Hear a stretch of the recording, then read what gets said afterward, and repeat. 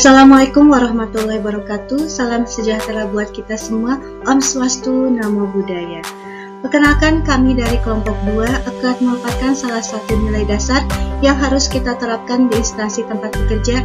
Salah satunya adalah modul 4, kolaborasi. Kolaborasi adalah wujud kerjasama antara dua orang atau lebih untuk mencapai tujuan yang sama.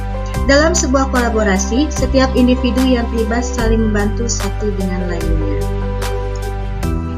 Collaborative governance menekankan semua aspek yang memiliki kepentingan dalam kebijakan membuat persetujuan bersama dengan berbagi kekuatan. Tata kelola kolaboratif ada di berbagai tingkat pemerintahan di seluruh sektor publik dan swasta dan dalam pelayanan berbagai kebijakan. Hal tersebut diilustrasikan dalam gambar berikut. Proses kolaborasi yang terjadi, di mana proses tersebut terdiri dari membangun kepercayaan, face-to-face dialog, komitmen to proses, pemahaman bersama, serta pengembangan outcome. Beberapa elemen yang berkaitan baik individu maupun kerjasama dengan lembaga atau pihak-pihak yang terlibat secara langsung maupun tidak langsung. Manfaat kolaborasi diantaranya adalah 1. Mudah memecahkan masalah dengan cepat. 2. Mengetahui dan menganalisis potensi diri. 3. Saling berbagi ilmu. Dan 4. Kemudahan untuk berinteraksi. Akibat dan manfaat kolaborasi bisa terjadi biasanya karena memiliki 1 persepsi, 1 kesamaan, 1 kemauan, serta proses yang kita dapatkan. Pada kesempatan kali ini saya akan membahas tentang Whole of Government atau disebut juga dengan WOG. WOG adalah penyelenggaraan pemerintah yang menyatukan upaya-upaya kolaboratif pemerintah dari keseluruhan sektor dalam ruang lingkup koordinasi yang lebih luas guna mencapai tujuan-tujuan pembangunan dan kebijakan. Bagaimana penerapan WOG ini di lingkungan sekolah atau di tempat lingkungan kerja kita? Yaitu salah satunya adalah dengan melakukan koordinasi antara sekolah yang nantinya akan timbul sebuah teamwork melalui kelompok kerja guru di setiap gugusnya. Gugus di kecamatan ini agar dengan bertukar informasi dan solusi terkait permasalahan pendidikan jarak jauh sehingga gugus membentuk sebuah lembaga kolaborasi dengan pihak eksternal, yaitu kolaborasi dengan dinas pendidikan, dinas kesehatan, dengan orang tua siswa, bahkan mungkin dengan masyarakat.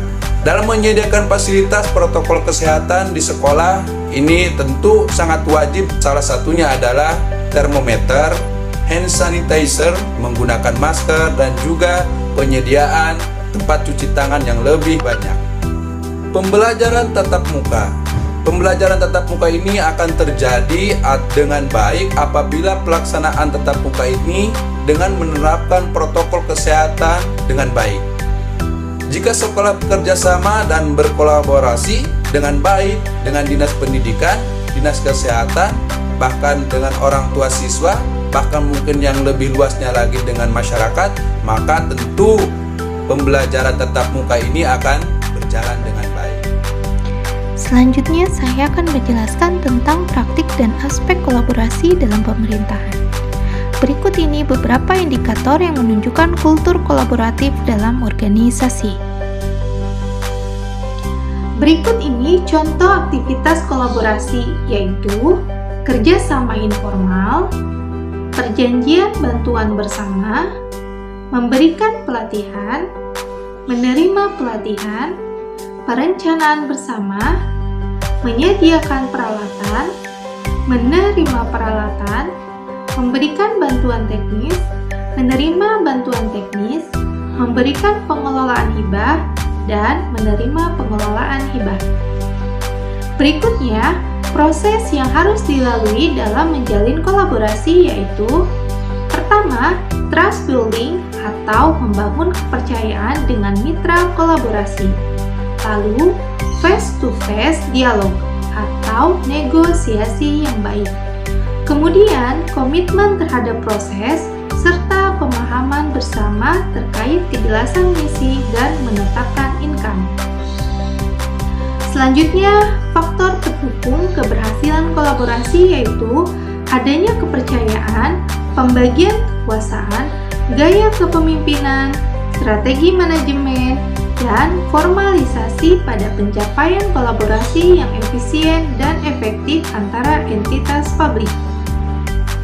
Pada modul yang selanjutnya yaitu tentang kolaboratif.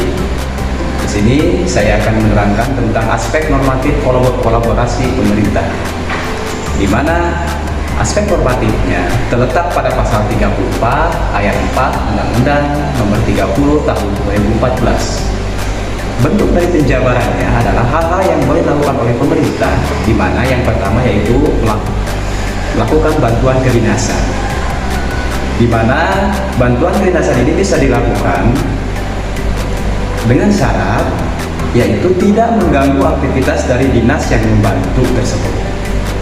Yang kedua yaitu penajaman koordinasi dan sinkronisasi, di mana penajaman sinkronisasi ini ketika suatu program sudah dijalankan, maka hal yang bisa dilakukan yaitu yang pertama perumusan penetapan kebijakan, yang kedua pelaksanaan kebijakan, yang ketiga pengelolaan, dan yang keempat yang tidak kalah penting yaitu pengawasan. Kemudian poin yang ketiga, selain daripada yang dua tadi, yaitu kerjasama. Seperti contohnya kerjasama antar daerah. Kita Provinsi Banten bekerjasama dengan Provinsi Jawa Barat, misalkan dalam bidang pendidikan, dalam bidang ekonomi, dan apa saja boleh dilakukan oleh pemerintah.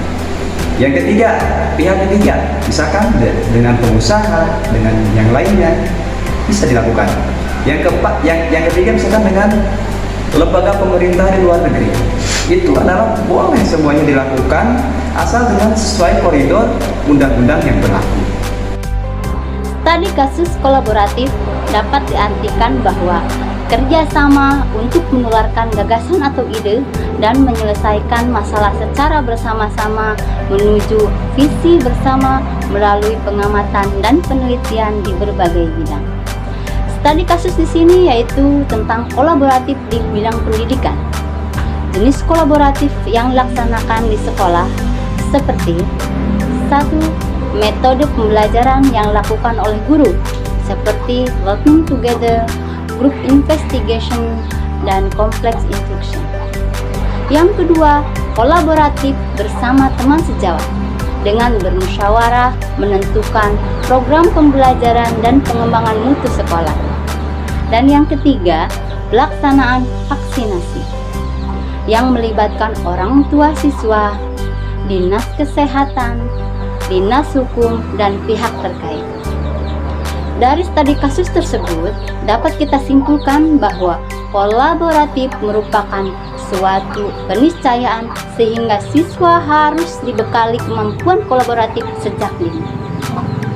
Kemampuan mengaplikasikan TIK memberikan kemungkinan bagi guru dan siswa untuk melakukan kolaborasi lintas batas ruang kelas, batas geografis, bahkan batas negara. Karena demikian luasnya dimensi kolaborasi, maka kolaborasi sangat diperlukan untuk melahirkan generasi muda dan ASN yang berakhlak. Demikian pemaparan dari kami. Terima kasih. Wassalamualaikum warahmatullahi wabarakatuh.